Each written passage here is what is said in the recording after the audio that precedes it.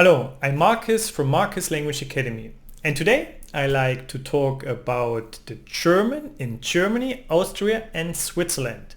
So this was actually a comment of one of my students. He wanted to understand a little bit more what's the difference between Germany and Austria and Switzerland, and so how people talk their German.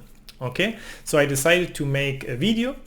And please remember that I have a free German beginner course here on YouTube, so you can find the information here in the corner or in the description, so check it out and I will help you learn German.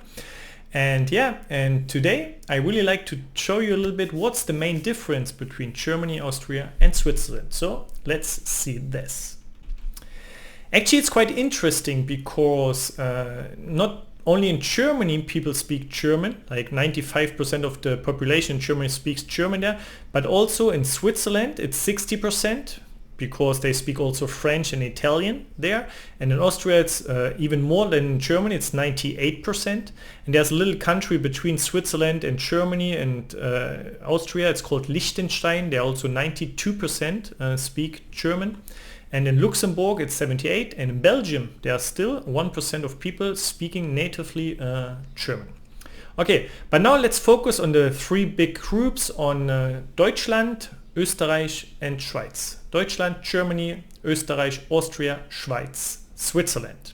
And let's start with Wortschatz. Wortschatz means with the vocabulary, no?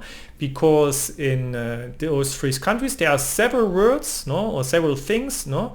We would use different words. So let's see one example. So here we have Kartoffel, in Germany Kartoffel, potato.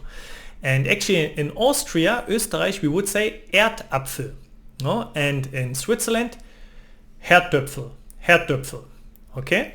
So you see, a really important thing in Germany or in general, Kartoffel, no, we have Erdapfel and Herdöpfel in Switzerland. And another example, Schlagsahne, so it's sweet cream, Schlagsahne. In Österreich, Schlagobers, in Switzerland, Rahm, okay?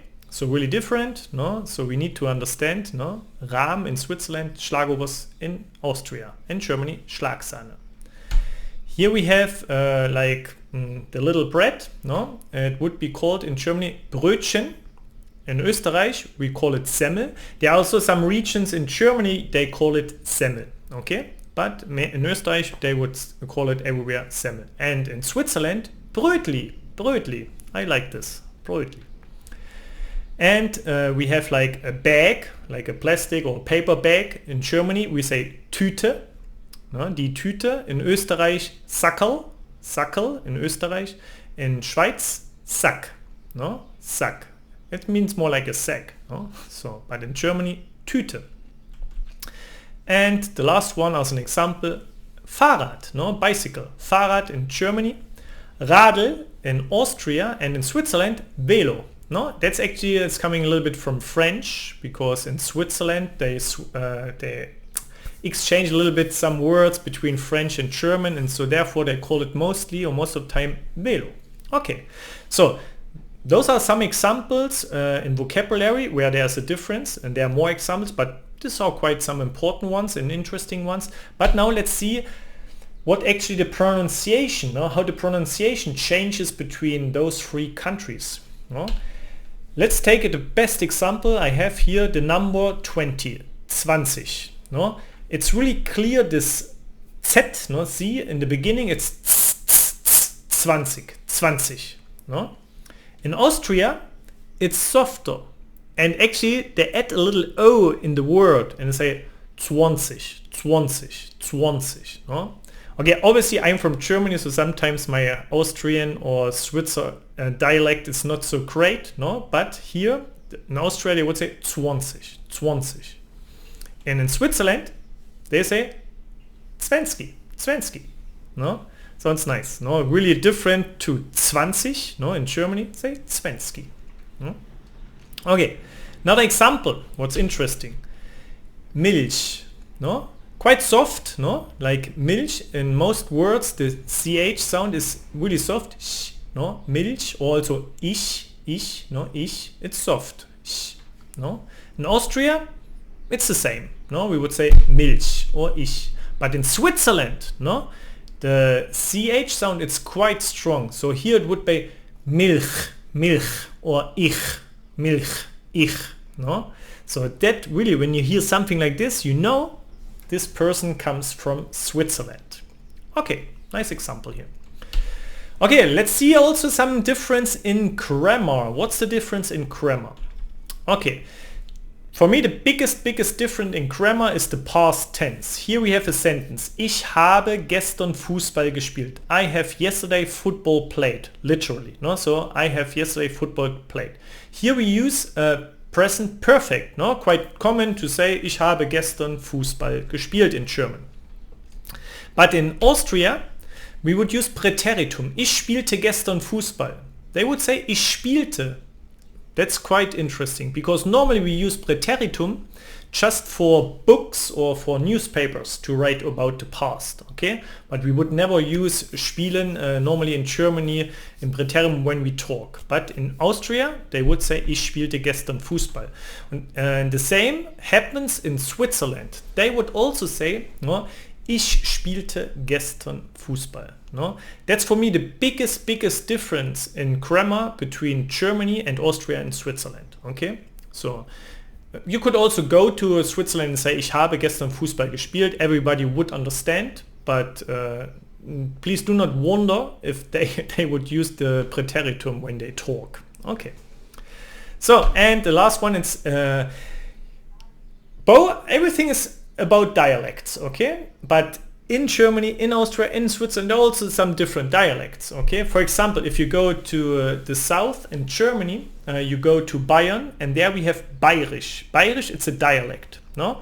And quite strong, no? For example, they would say, ich mag das nicht, ich mag das nicht. That means, ich mag das nicht. I don't like that. Ich mag das nicht, no? But ich mag das nicht. Ich mag das nicht. No? For me, really hard to get it, to understand it. But in Germany there are several regions and every region has their own accent. And I think like Bayerisch is one of the strongest one to understand. Okay. In Austria, if you go to Vienna, to Wien, no, we have Wienerisch. No? So in the capital of Austria, in Wien, no, they speak their own dialect. And so they say, for example, das ist ein Wahnsinn. Das ist ein Wahnsinn. No? Das ist unglaublich. This is incredible. No? This is crazy. No? This is incredible. No? This is a Wahnsinn. No? You see, it's not so easy to get this. Okay, so you need to listen carefully, maybe to take your notes to really get those expressions. No? And Switzerland, like in all Switzerland, they have this Swiss German dialect, and that's so hard for me to understand. For example, here, 𝐿𝐻𝐿 du mit?